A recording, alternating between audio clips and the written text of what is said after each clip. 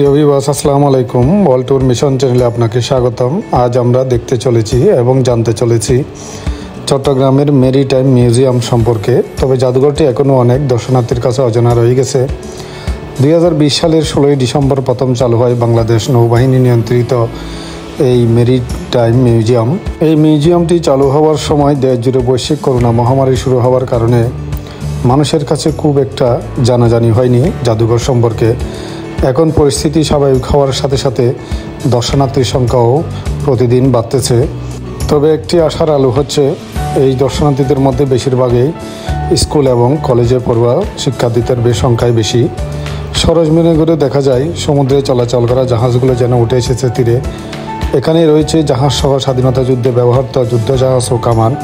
সাজানো গোছানো কামানগুলো দেখলেই আগ্রহ জন্মায় একটু ছুঁয়ে দেখার, কাছে গিয়ে ছবি তোলার। তাই সুযোগ পেয়ে কাছে গিয়ে ছবি তোলার লোভও সামলাতে পারছেন না ঘুরতে আসা স্কুল, কলেজ এবং বিভিন্ন দর্শনার্থীরা।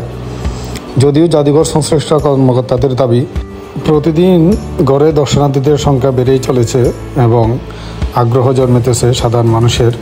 বিশেষ করে এখানে যেই জিনিসগুলো দেখানো বা ডিসপ্লে করা হয়েছে সেগুলো সাধারণ মানুষের দেখার এবং শেখার অনেক কিছু রয়েছে, যা সবারই দেখা এবং জানা প্রয়োজন। তাই এটি সবার জন্য উন্মুক্ত করা হয়েছে। এই মেরিটাইম জাদুঘরের সংগ্রহশালায় যা আছে, নৌ ইতিহাস নিয়ে তৈরি মেরিটাইম জাদুঘরটিতে প্রবেশ করতে একটি বড় মাঠ রয়েছে। এই মাঠে রয়েছে ব্রিটিশ শাসনামল থেকে শুরু করে বর্তমান সময়ের আধুনিক নানান নৌযান, কামান ও গোলাবারুদ। মাঠের বাম পাশ থেকেই চোখে পড়ে অ্যাডমিরালটি স্ট্যান্ডার্ড স্টকলেস অ্যাঙ্কর, তারপর C2 mine missile launcher, C802 missile torpedo boat, 30 millimetre কামান, ম্যাগনেটিক এবং subsonic induction ground mine type 500 SAU, 40/60 millimetre Bofors gun নামের 1971 সালের যুদ্ধ কামান। মাঠের দক্ষিণ পাশে রয়েছে 3 তলা বিশিষ্ট একটি ভবন। এই ভবনে প্রবেশ করতে চোখে পড়ে বাংলাদেশের মানচিত্র।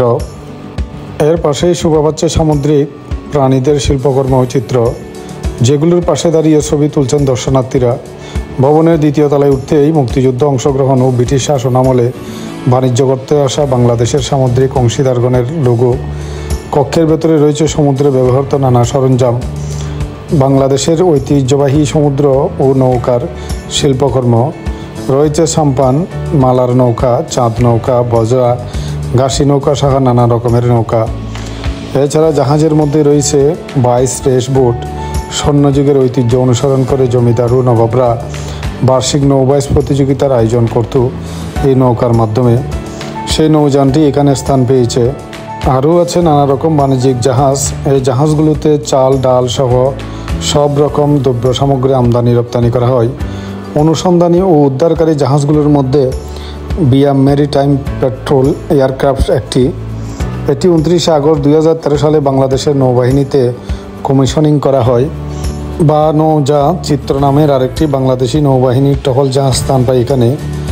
এমন অনেক নৌশিল্পকর্ম দেখা যায় যা মুগ্ধ করে দর্শকদেরকে। তবে খুব কম টাকায় দর্শনার্থীরা এই জাদুঘরটি দেখার সুযোগ পান।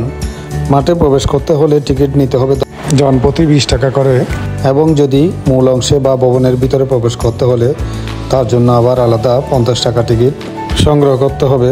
তবে আবার বলে দিই, এই জাদুঘর দেখার জন্য আপনারা কীভাবে আসবেন। এই জাদুঘরটি দেখতে হলে আপনাকে আসতে হবে প্রথমে চট্টগ্রাম শহরের মধ্যখানে লালখান বাজার খাজুদ্দেরি লাভ লেন হয়ে যে কোনো কেউ স্টেডিয়ামের দক্ষিণ পাশে আসলে জাদুঘরটি পেয়ে যাবেন, এবং স্টেডিয়ামের পাশ ঘেঁষে এই জাদুঘরটির অবস্থান। বাস, ট্রেন, টেম্পু বা যে কোনো বাহনে স্বল্প খরচে আপনারা এই জাদুঘরটি দেখতে আসতে পারবেন। আমার এই ভিডিওটি ধারণ করার সময় দুপুর হওয়ায় দর্শনার্থীদের সংখ্যা কিছুটা কম দেখা যায়, কিন্তু বেলা বাড়ার সাথে সাথে দর্শনার্থীদের সংখ্যা বাড়তে থাকে এবং গল্প, আড্ডা ও বিভিন্ন আচার অনুষ্ঠানের মাধ্যমে সময়টাকে উপভোগ করে দর্শনার্থীরা। মাঠের পূর্ব পাশে রয়েছে বেশ কিছু খাবারের দোকান, যেখানে অনেক ধরনের সুস্বাদু খাবার পাওয়া যায় এবং খেতে খেতে গল্প গুজব ও দোলনায় বসে আনন্দ উপভোগ এর মাধ্যমে সময়টাকে উপভোগ করে। এবং পাশে রয়েছে 2টি বিভিন্ন ধরনের শৌখিন জিনিসপত্রের দোকান। প্রিয়জনকে উপহার দেওয়ার মতো অনেক কিছু এইসব দোকানে রয়েছে।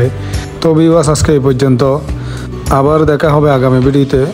যদি আমার ভিডিওটি ভালো লাগে লাইক ও শেয়ার করবেন এবং আপনাদের প্রয়োজনীয় গুরুত্বপূর্ণ মতামত কমেন্টের মাধ্যমে জানাবেন এবং আমার চ্যানেলে নতুন হয়ে থাকলে সাবস্ক্রাইব করে বেল আইকনটি প্রেস করবেন যাতে আমার নতুন নতুন ভিডিওগুলো আপনাদের কাছে পৌঁছে যেতে পারে। ভালো থাকুন, সুস্থ থাকুন, ধন্যবাদ, খোদা হাফেজ।